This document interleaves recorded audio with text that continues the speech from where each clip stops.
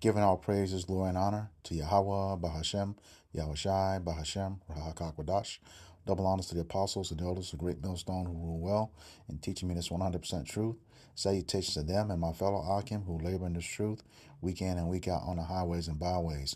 Also, salutations to the hopeful elect of the scattered 12 tribes of Israel, scattered to the four corners of the earth, that be like unto the speckled bird, also known as your Israelite foreigners, and you so-called Negroes, Latinos, and Native Americans. To you, I say Shalom. This is your brother Ayashar Barazal, prophet of doom from the Indianapolis branch of the Great Millstone, coming back at you with another lesson that is edifying to the elect body of the nation of Israel. All right, before I get into this lesson, I just want to declare fair use, according to the Copyright Act of 1976, as stipulated under Section 107 of said Copyright Act. All right. So, without further ado, I want to get into this scripture. The topic at hand is discussing um, the truth about anti-Semitism and what it really is. Okay. Like I said, fair use. I'm going to be coming from sources right from the internet, or publications, and we will be cited as such. All right. So it's not of my own words. All right. So, first scripture here is Deuteronomy chapter 33, verse 29, and it reads, Happy art thou, O Israel, who is like unto thee, O people saved by Yahweh Bashem Yahushai, the shield of thy help, and who is the sword of thy excellency. And thy enemies shall be found liars unto thee, and thou shalt tread upon their high places. And who is our number one enemy right now? All right. Esau Edom, the so-called white man, who is the wicked according to Malachi 1 and 4. Okay. And the head tribe of Esau Edom is Amalek. Okay. Your small headers, the people who are occupying, our land right now, or a portion thereof of our land. Okay. They don't have the entire land. Okay. That was promised to Abraham, Isaac, and Jacob. All right. They have a sliver of it. That whole land is defined by the boundaries of the great river of Egypt, which is the Nile, all the way over to the Euphrates. Okay, you get that in Genesis 15. All right, so that is our number one enemy right now. The tribe of Israel, Amalek, your small hatters, the 1948ers, who are the chief nation of Edom, your so-called Ish people. Okay, they were the first to attack us when we were leaving Egypt to go to the promised land. Okay, and then the rest of their brothers, Edom, followed up and rooted that, wouldn't let us pass by. But the head tribe is Amalek. They're the ones who are taking this word to another level.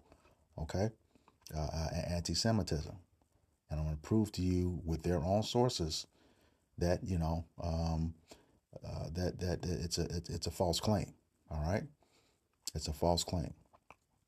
So yeah, um, and they Amalek, not only attacked us when we were first leaving out of Israel, it is well documented that not only did they finance the transatlantic slave trade, they owned the ships, they owned the banks, okay, and the insurance companies that all dealt with that. And who's to tell what else, you know?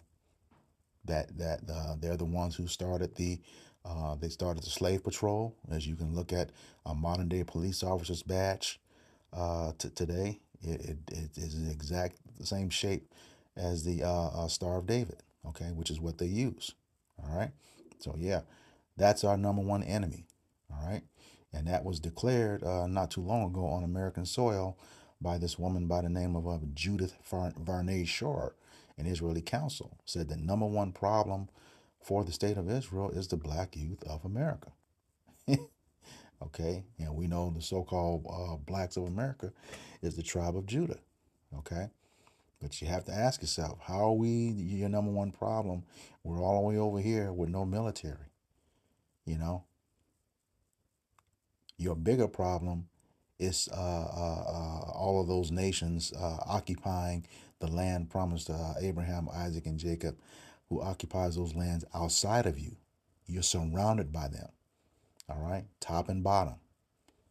All right, but yet you worried about us over here because you know what's going to happen. You read the scriptures. You know that Judah is the head tribe. All right. So without further ado, let me get to this article. And this is from Britannica. I'll put a link to this article in the description box. And it says, just get right to it, anti-Semitism. All right. It says anti-Semitism, hostility toward or discrimination against Jews as a religious or racial group. The term anti-Semitism was coined in 1879. 1879. Meaning today that term is only 146 years old. Okay? The term anti-Semitism was coined in 1879 by German agitator Wilhelm Marr to designate the anti-Jewish campaigns underway in Central Europe at the time. Nazi anti-Semitism, which culminated in the, you know what that word is, had a racist dimension in it that targeted Jews because of their supposed biological characteristics, even those who had themselves converted to other religions or whose parents were converts. This variety of anti-Jewish racism dates only to the emergence of so-called scientific racism in the 19th century and is different in nature from early anti-Jewish prejudice. But this is the one we're going to deal with because this is the one that they're, pushing forward with. Trump met with them to have one global religion, okay, which they want to come out of that Babylonian Talmud, you know. And one of the things of the Babylonian Talmud is to annihilate those who believe in the Messiah, okay. Even though they're quote unquote building building a third temple and getting ready to sacrifice a red heifer for the coming of a Messiah. Make it make sense. These people are just as lost and confused as I don't know what. All right. So that's what it says about that. So we know when this word came about. All right. So you have to ask, what is a Semite? Let me see here.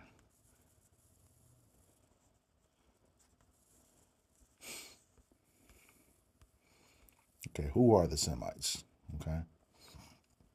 It says, Semites are a group of Near Eastern and African peoples descended from Shem, called the father of the Semites. Shem was a son of Noah.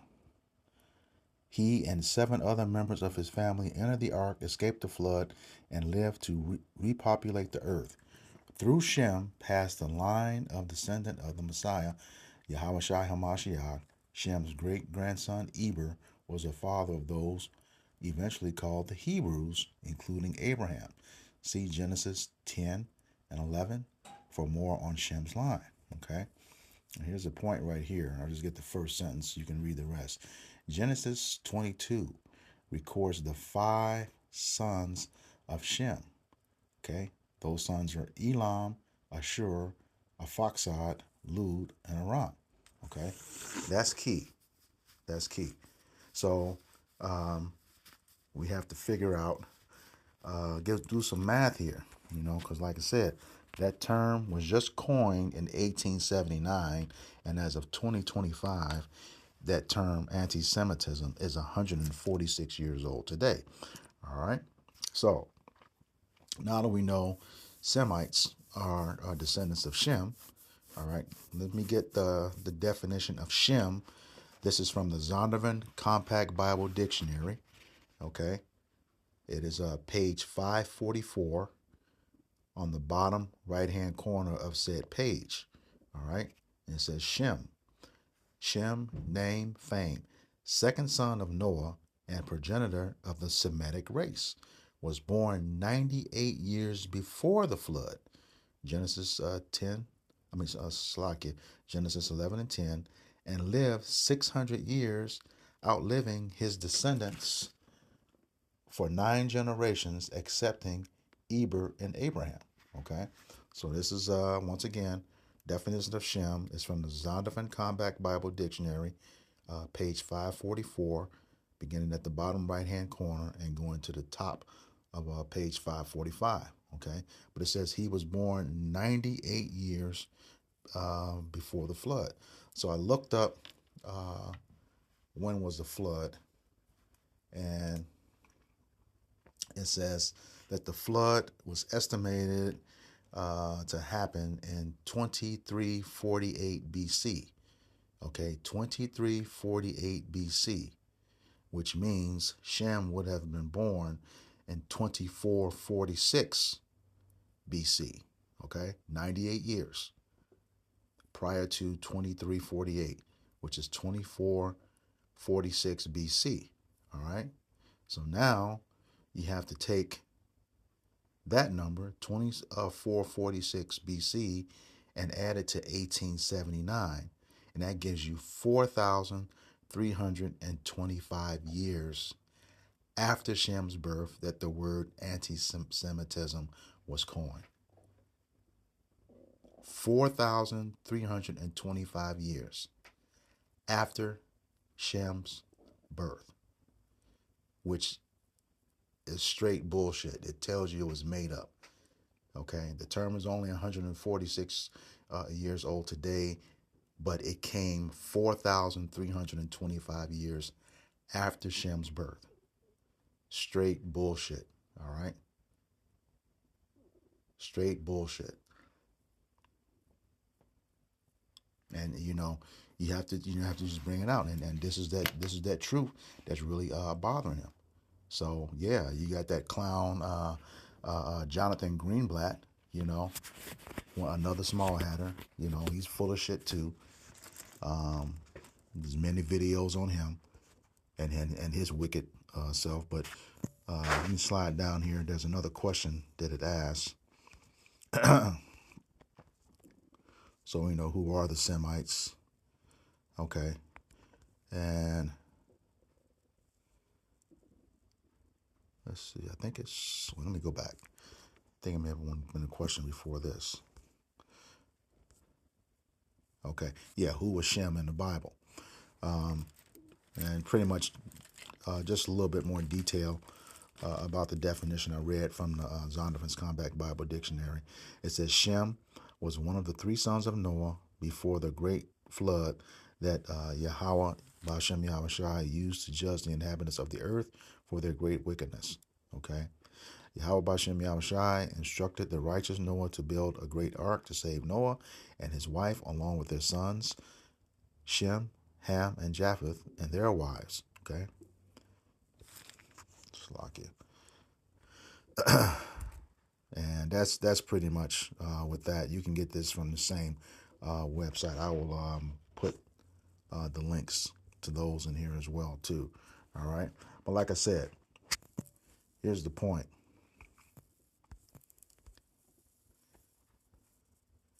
This is Shem. Okay.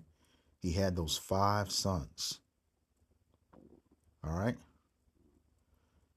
And out of those 5 sons came a host of Shemitic people. All right. See Shem right at the top. All right. So now if you come down from Shem to Eber, okay, that's where the that means from the past, where the word Hebrew comes from. Okay. Then you have Joktan and Peleg, his 2 sons. That's the division. Okay. So on the far right side, you follow Peleg all the way down to Abram, who was eventually renamed Abraham. Okay. And you notice that Abraham had Isaac, and out of Isaac came Esau and Jacob. Okay. This is key right here, because even though he claims to be is saying coming against them is being anti-Semitic, the Amalekites, so the small hatters, the chief tribe of Esau Edom, okay, the first of the nations according to Numbers 24 and 20, they are Semitic people. Okay. All right. But at the same time, the only people called the wicked, according to Malachi 1 and 4. Esau, Edom, the so-called white man. Okay, he is Semitic. Okay, so when you get down to Isaac, Esau, and Jacob, they are, these two brothers, but they're two nations. You can get that in Genesis 25. Okay, two separate nations out of one womb. All right, so I'll come over to here with more detail. All right, this lineage is going to focus on Esau. All right, so you come down on Esau's side on the left side. He had the four Hittite wives. Okay, and then his first son was Eliphaz. Okay, and then moved to the center. Eliphaz's concubine Timnah. All right, and Esau, Edom's direct grandson, via Eliphaz, is Duke Amalek. Okay, those are the people occupying and defiling the Holy Land right now. Okay, these are the people responsible for the term anti-Semitism. All right, but like I said, that group of people, Duke Amalek, the Amalekites. Okay, going all the way back to King Agag in the Bible. Follow that lineage to for Philip of Macedonia and Alexander the Great. All right, the Amalekites. As you can see, the line that goes diagonal from our Duke Amalek, it says, here we have the origin of the Amalekites, who were the first to attack Israel. Okay, that's when we were leaving Egypt. You get that in Exodus 17. That account in Exodus 17, all right? And it goes on to explain that in the paragraph below, Jacob and his 12 sons with their families, So, that we, we're having a hard time under this devil, Esau, Edom, going all the way back, to when we came out of Egypt, all right? And has been ever since then, even in the other captivities, Edom had his hand in our demise. All right. Let's get back to that article. It has some more stuff on the webs that I found. This is I think this is something different. Yeah, something different. Oh, yeah. Okay. And asked the question, is modern day jewelry Edom? So, and it's funny, they put this AI stuff in front of you, thinking you're going to stop right there. But no, you got to keep going down. All right. This is from an actual article publication. It says, who are the Jews? It says Edom is in modern jewelry. Okay. It says the Edomites were conquered by John Hyrcanus, who forcibly converted them. And we know that story. Okay. That was as they say today, inviting people to the cookout. That was the worst faction of that, John Hyrcanus, it was, although it's forced, he invited them to the cookout, when the laws, statutes, commandments were only made for us, according to Leviticus 26, chapter 26, verse 44 through 46, and what is it, Psalms 50 and 5, as well as Psalms 147, verse 19 and 20. Okay, you cannot convert a bloodline. The scriptures clearly tell us in Genesis 25 that we are two separate nations. Okay, you can't convert them, but you did it anyway, and look where we are today. All right. Let's see. Let me see. I know there's some more down here too.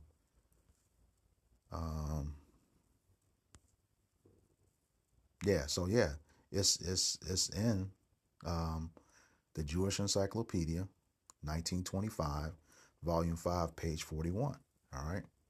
That's where you find that jewelry is modern day Edom. All right. What else did I have here?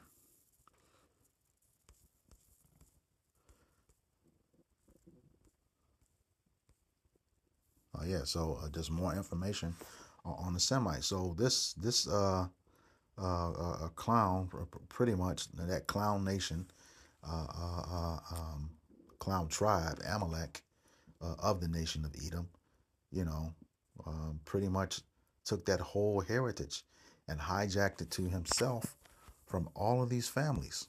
Okay, he hijacked that from all of these families, every descendant that came on, and then of course there's none mentioned here. This is just what's more important, who were important in the scriptures. Okay, like for example, we know the Assyrians had us in captivity. All right, but they're not showing any descendants here. All right, but they are Shemitic too. They come from Ashur. All right, so yeah, yeah, this Esau, again hijacked a whole heritage from all of these people. Okay, but it was most important to, as far as Semitism is concerned, we're separate when it comes to the nation that comes after that. Okay, we are the Hebrew Israelites. They are the Hebrew Edomites. Okay, and Shemitic, but they stole it from everyone else, including us. Okay, and now having a problem with us saying it. That's why we're proving them liars with this information. Okay, there's nothing they can do about it.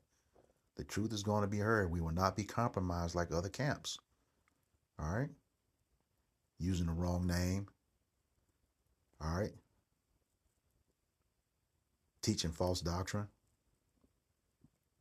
and everybody's being exposed right now. You know, we stayed true to the doctrine. All right, and so yeah, so that's just a quick thing proving that this that whole term is a fabricated term, you know, and they personalize it. This is the book of Micah,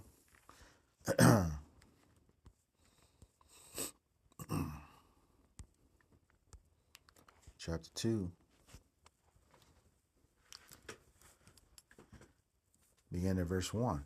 It says, "Woe," which means destruction, to them that devise iniquity and work evil upon their beds. When the morning is light, they practice it, because it is in the power of their hand. Okay? And like the scriptures say, this is talking about the wicked, Esau, Edom. All they do is work evil. And the scriptures say they sleep not unless they've caused some to fall. I believe that's in Proverbs 4 and 16. Let me grab that. Proverbs 4:16. God. It says, for they sleep not except they have done mischief, and their sleep is taken away unless they cause some to fall. And they cause Jake to fall all the time through this entertainment industry, the music, the food, water, air, all of it. Okay?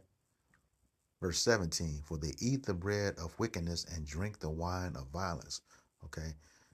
Wickedness nourishes them. It keeps them alive. It keeps them going. Okay?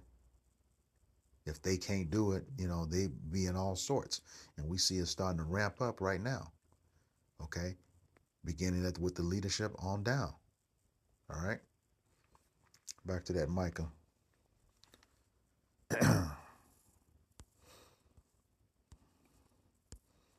Chapter 2.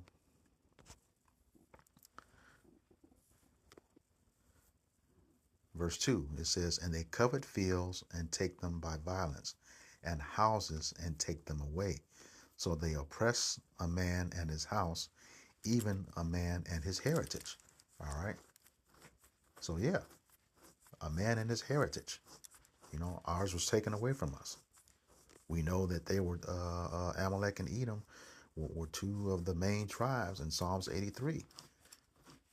That went confederate with other nations, to make sure we never remembered who we were.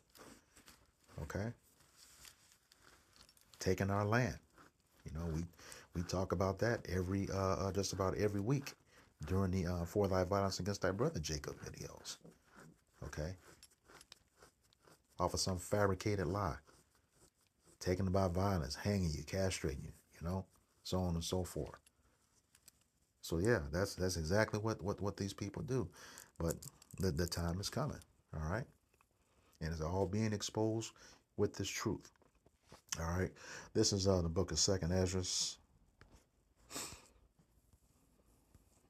in the Apocrypha, chapter 6.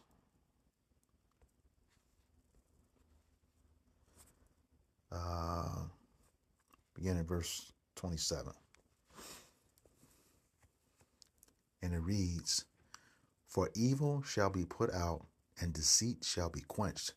As for faith, it shall flourish. Corruption shall be overcome, and the truth, which hath been so long without fruit, shall be declared." And that's what's happening right now. Okay? We've gone to the gates of the nobles and proving them liars. All right? And it's eating them up because they fool the majority of the world, but they can't fool the elect of the nation of Israel. All right? So with that, I hope this lesson was edifying to the elect body of the nation of Israel. Once again, I'm going to give all praises, glory, and honor to Yahweh, Bahashem, Yahweh Shai, Bahashem, Rahak. Double honors to the apostles and elders, a great millstone who rule well in teaching us this 100% truth. Salutations to them and my fellow Akim who labor in this truth week in and week out on the highways and byways. Also, salutations to the hopeful elect scattered abroad to the four corners of the earth. To you, I say Shalom, Kwame Yasharala, Ababa Shalom.